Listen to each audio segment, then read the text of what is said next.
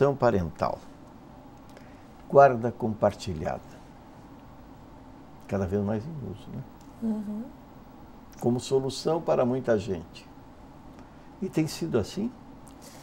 Pode ser assim? A lei determina que essa seria a regra, mas que pode ter exceções. A lei determina como regra e por isso que vem sendo modificado. Só que não adianta ser uma regra que as partes não conseguem cumprir. Então, o que importa é o arranjo familiar melhor para aquela questão. Porque, por exemplo, assim, a guarda compartilhada, ela é importante para que os dois, tanto o pai quanto a mãe, saibam e possam escolher a melhor escola, em comum acordo, o médico, em comum acordo. Tem algumas questões que são importantes, né? Nenhum esconder do outro ou não compartilhar com o outro.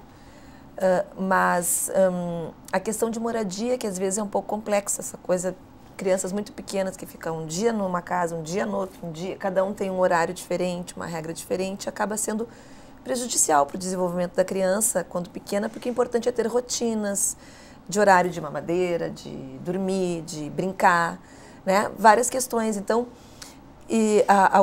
algumas juízas e juízes deferem sim a guarda compartilhada, mas existe uma preferência muitas vezes de que de segunda a quinta, por exemplo, fique na mesma casa e que na sexta se busque de uma escolinha e fique então com outro genitor, mas existem muitas formas, muitos formatos que estão sendo utilizados nessa guarda compartilhada, inclusive uma coisa de um dia com outro, meia semana com um, meia semana com outro, com finais de semanas intercalados. Só que dá certo quando os pais são amigos, né, que conseguem ter uma boa relação depois da separação. Quando não, começa a ser um inferno, começa a ser, então, acusações de alienação parental, ou começa a inviabilizar efetivamente a guarda compartilhada, pegando a criança antes na creche, não informando para a mãe, saindo para viajar, não dizendo para onde vai, não dizendo que dia volta. Então, usando a criança como pombo correio, né? Exatamente. A obrigatoriedade da lei é um problema, né? Porque se os dois não conseguem entrar num consenso, não é uma lei que vai modificar o sentimento das pessoas, né? Que tem um com o outro.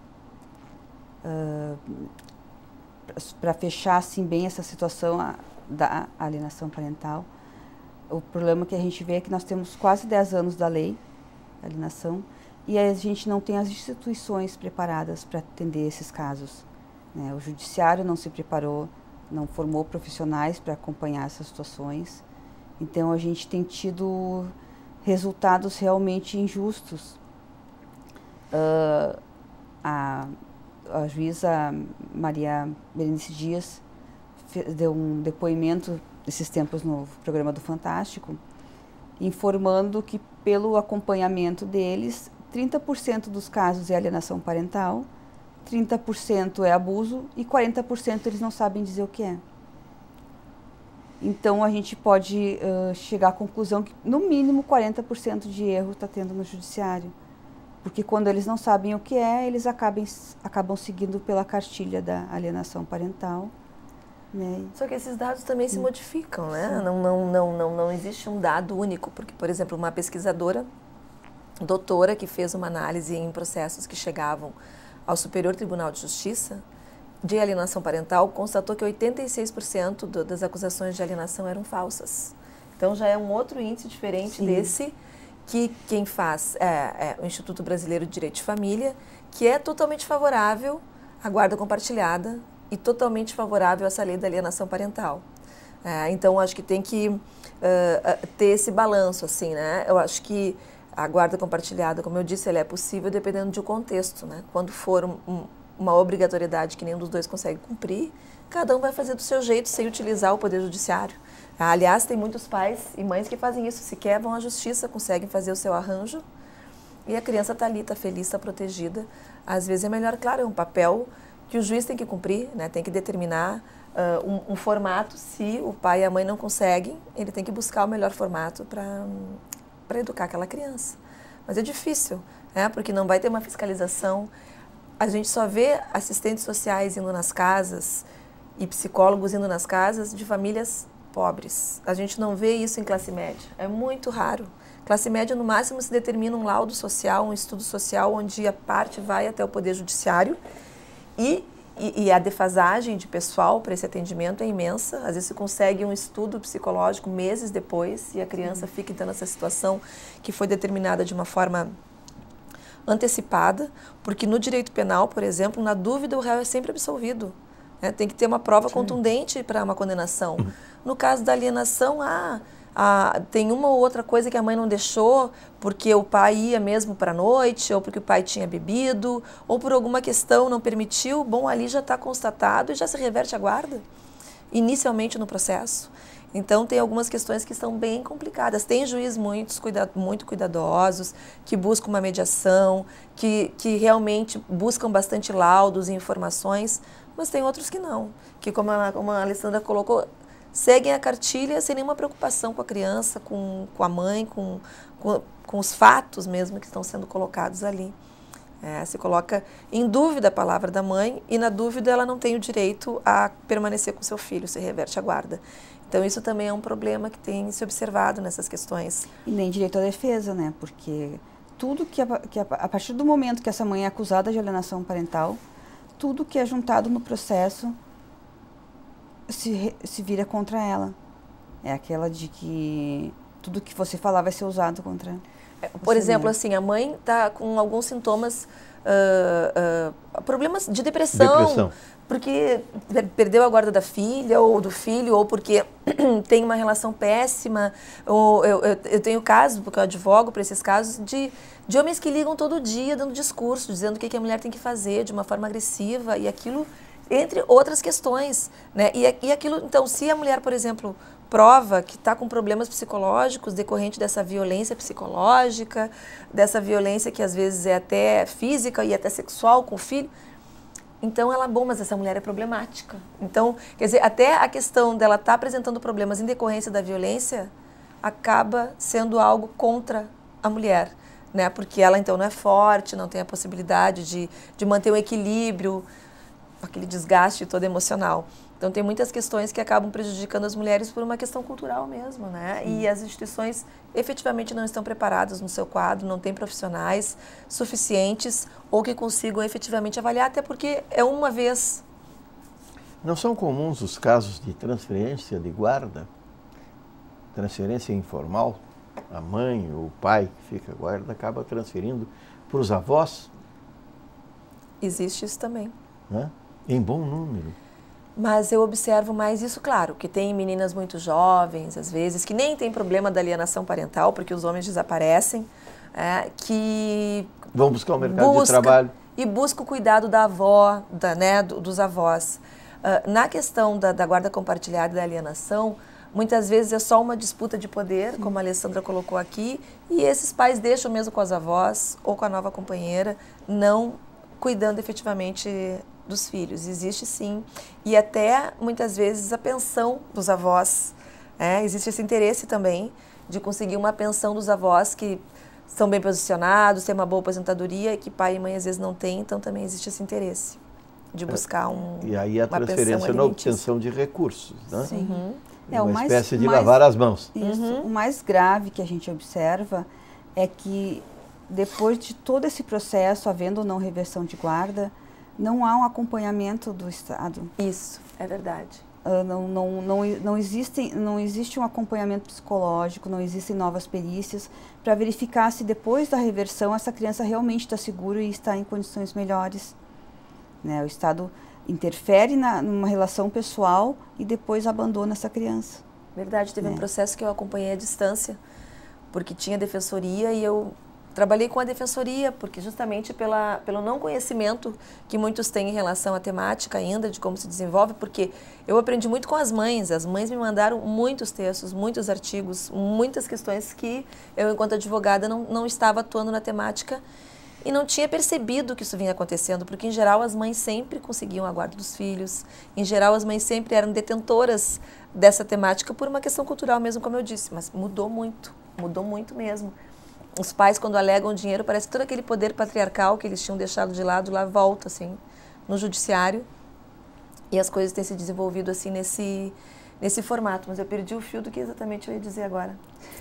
A gente estava falando que o judiciário não acompanha essas crianças, dependendo da segurança. Não, num caso que eu acompanhei, onde a menina que teve a reversão da guarda, uma menina pequenininha, ela levou mais de 3 meses para se adaptar numa nova escola.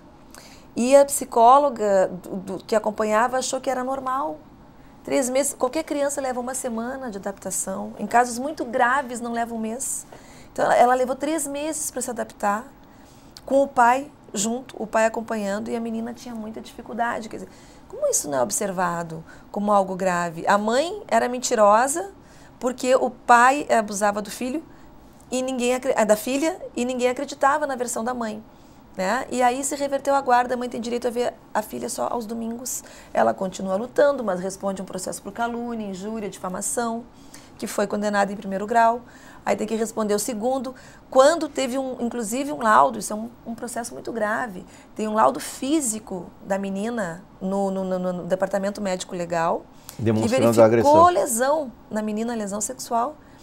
Mas não, eles dizem que a própria mãe pode ter feito para acusar. Então, E ela é uma mulher de classe média, e a família do pai, eles têm muito dinheiro, bons advogados, influências, né, que a gente sabe que, infelizmente, isso acontece ainda no nosso país. Né? As influências por quem tem grande poder econômico, inclusive junto ao judiciário, infelizmente.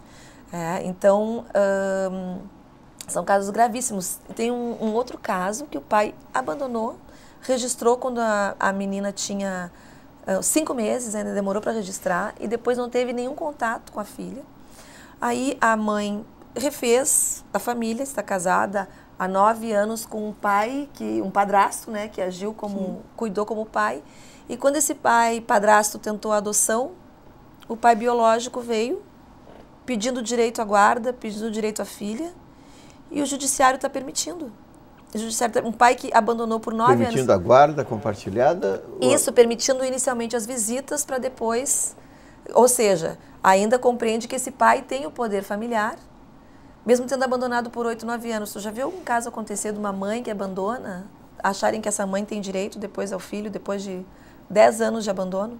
Abandona, mas ninguém reconhece esse direito mais tarde. Exatamente, Sim. exatamente. Uhum. E assim...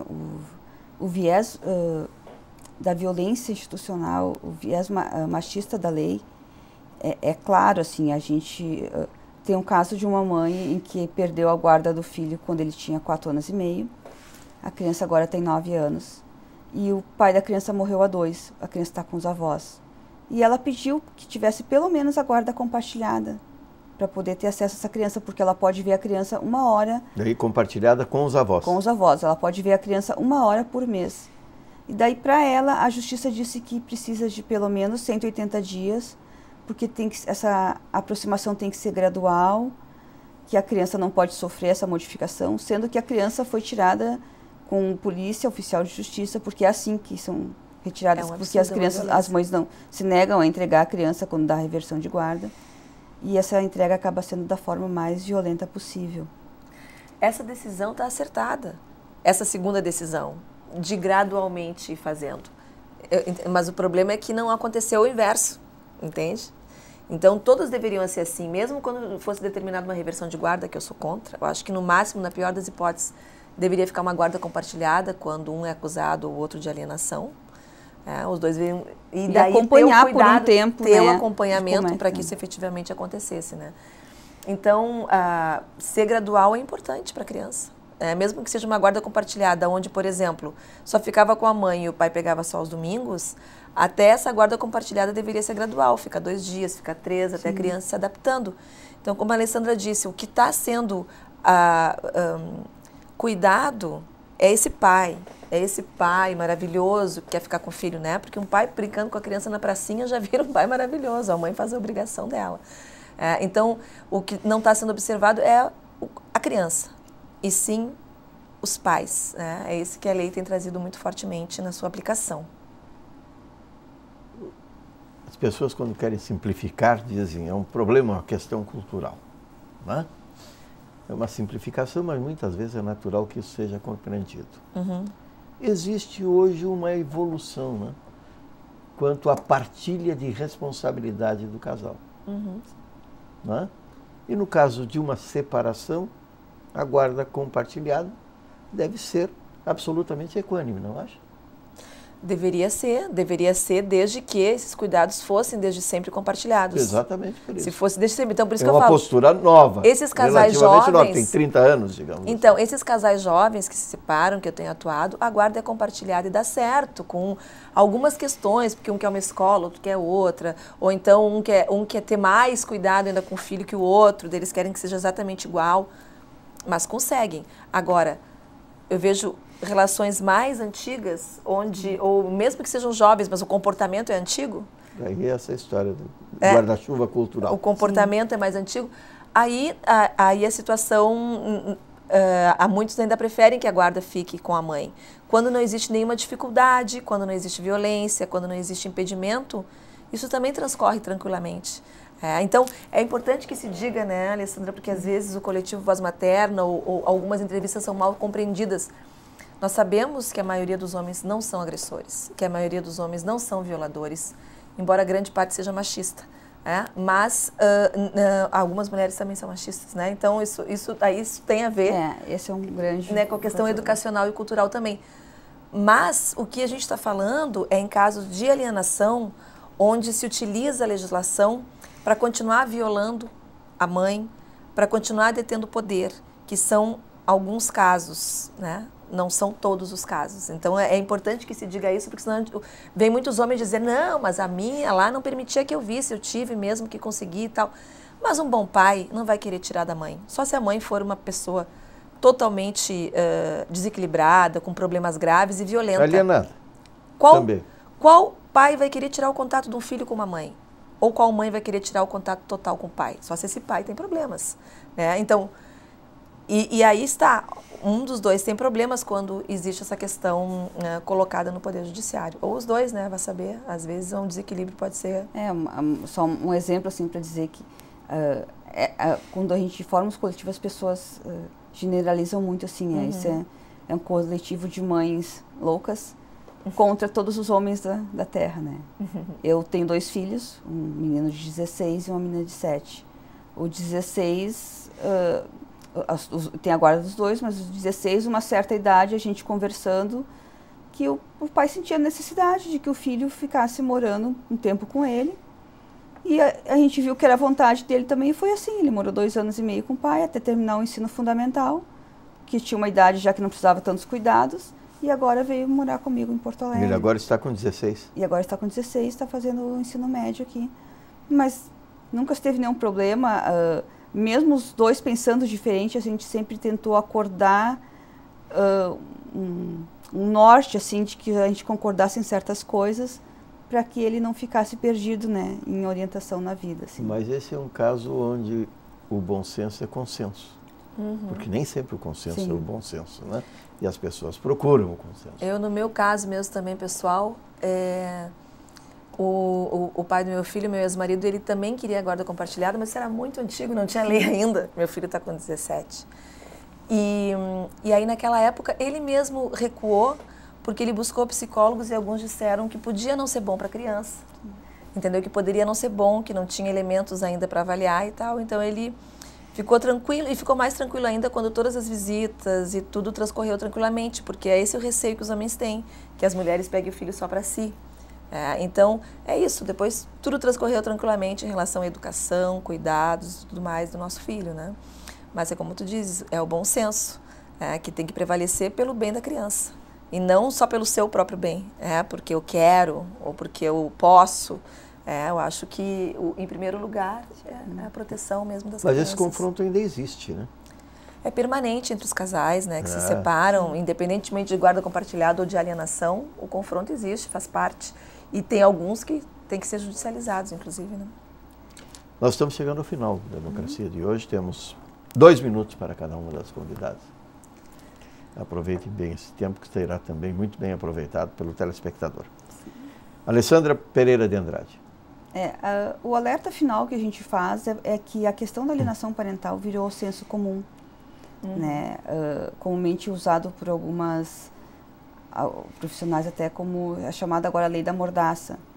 Eu vou relatar um caso simples que eu observei num fórum aqui da cidade há alguns meses atrás, em que uma advogada orientava o seu cliente para uma audiência de separação, em que seria definido questões de guarda, pensão. E esse pai pergunta, mas se ela não aceitar nossas condições ou valor de pensão, que for?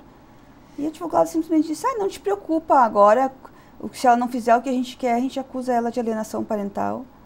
E as mães estão morrendo de medo de perder os filhos e fazem tudo. Então, assim, é uma lei que está sendo jogada para controlar e para conseguir objetivos perversos. Né? Ela deixou de ser uma lei de proteção, que na verdade nunca foi, para se tornar um objeto autoritário. Um objeto autoritário. E mais do que isso, a lei da alienação parental produziu um mercado, porque é muito caro pagar um advogado para esse tipo de causa, e uma indústria de laudos, né? Porque as duas partes tentam comprovar que estão certo com laudos que são em torno de 20, 50 mil reais. Né? Um advogado que vai defender um pai em caso de alienação parental cobra 50, 100 mil reais. Então, assim, tem uma indústria muito fixa que se construiu em volta da lei, né? Por isso que a gente não consegue combater os problemas que ela vem causando. Muito obrigado, Alessandra Pereira de Andrade, do coletivo Voz Materna, pela participação no Democracia aqui, da TV Assembleia. Rubi Abes.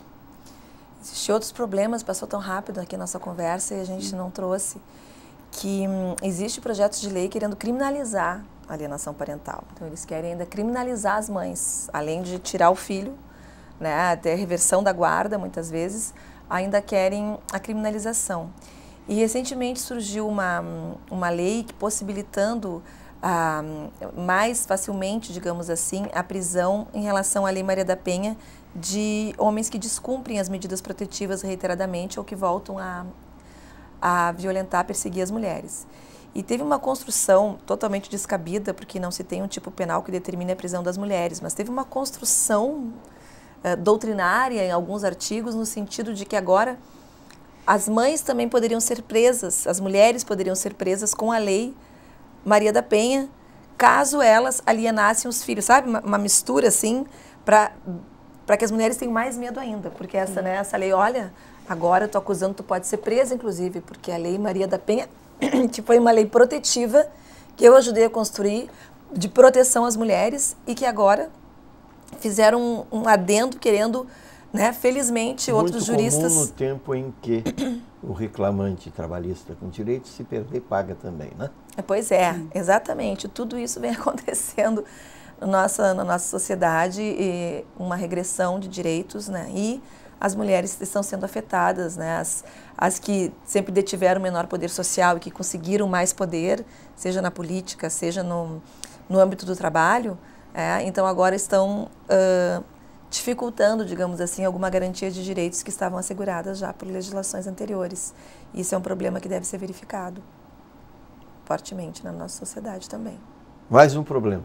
Mas eles estão aí para serem resolvidos. Mais uma forma de violência contra a mulher. Pessoas de boa vontade e de conhecimento. Né? Não se pode resolver absolutamente nada sem que exista o conhecimento e o reconhecimento da posição das partes. Nós estamos chegando ao final da Democracia de hoje, falamos sobre alienação parental. Uma lei, uma síndrome, não? Considerada também, e por isso passível de discussão que seja proveitosa.